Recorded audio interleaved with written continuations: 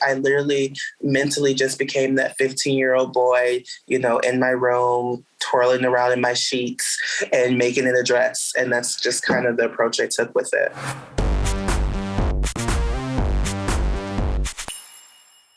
Hey guys, I'm Travis Cronin, the entertainment director at Us Weekly magazine, and you're watching Drag Us Weekly, the show where we drag the truth, the wishes, the wants, the fears out of your favorite drag queens. Today we get a second helping of June Jambalaya today.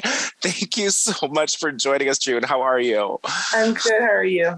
I am so good. I'm excited to ask you about your time on the show, because while it seemed short in number, I feel like we got to see, a lot of you. There was a lot of folk. You were in all the confessionals. You're so likable, lovable. What did you like about yourself watching the show back?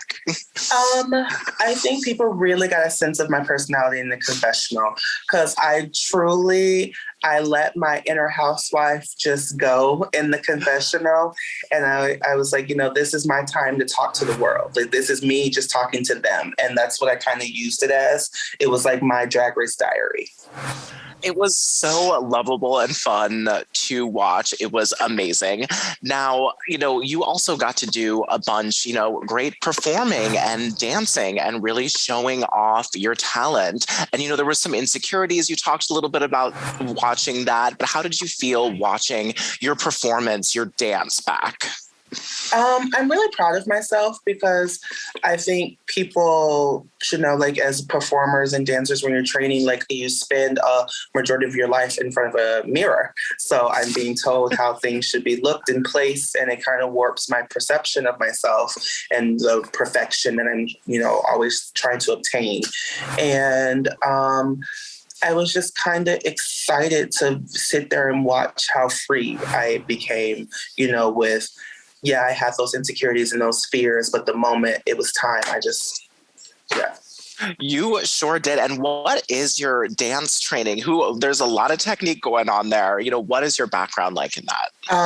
I competitive danced throughout high school, and I studied modern ballet, jazz, and of course African. And then I went to college and got my degree in dance theater. That's where I met Cornbread. She was training for musical theater, and I was dance theater. Nice. And how was it, seeing queens you knew, queens you'd seen online? How was that first day seeing everyone? What stands out to you from that? I think when we first got all together, I was like, how beautiful Georges was. And then how much Interior just reminded me of, I have family in Georgia, how it just felt comforting. And I didn't feel that you normally see with the past seasons. It just felt like, a group of bad bitches fighting for a crown. It did really feel like that. As I'm glad to hear that was your energy in that. Did you think other girls had the experience, or, you got that personality on you, so you can turn people on to you really easily? Yeah, I honestly think we all kind of felt that way. I'm sure that, as the season progresses, there are, issues and things that, come awry. But I genuinely enjoyed every single person. I think they enjoyed me. So I think that's, where it was at. Now let's get to the rough stuff. Your untucked, your tears were so real. Tell me about making that dress and then getting ready for the lip sync. How was that day for you? It looked like a straight up battle. I had mentally prepared myself for it. Even when I was making the garment, no, did I think it was absolute trash? No, I didn't. But I think it was, probably one of the worst ones out of the lineup of seamstress this season. I was really, I was hoping that someone else didn't know how to sew, but that didn't really happen this season. So I just kind of told myself that, the first lip sync, I was just so I can't go home. I can't go home. I can't go home. And this time around, I was just like, girl, just have fun. Like, you're like, enjoy the experience. Like, I literally mentally just became that 15-year-old boy, you know, in my room, twirling around in my sheets and making it a dress. And that's just kind of the approach I took with it.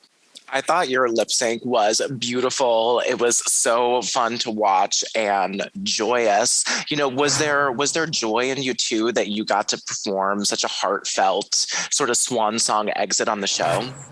Yeah, I was just like, honestly, I didn't know the song before. Like, I knew, like, of course, they gave us the lyrics.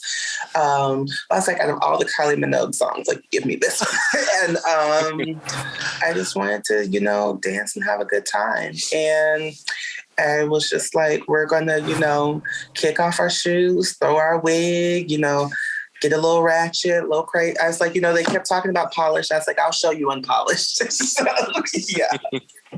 You're like, I've already shown them polished. I can leave it all on here now. Well, June Jambalaya, you are such a fan favorite, standout from everything from where I'm sitting. Tell the fans how they can get a second helping of June Jambalaya. What do you have going on and how can they support you? If you link in bio for all my merch on all my platforms. And if you stay tuned on my Instagram and YouTube, there's a lot of surprises coming. Oh, nice. We love a surprise, and I love our favorite Real Housewife of RuPaul's Drag Race, June Jambalaya. Thank you so much for being here, and I can't wait to see more of you. You're amazing. Bye, thank you. Bye.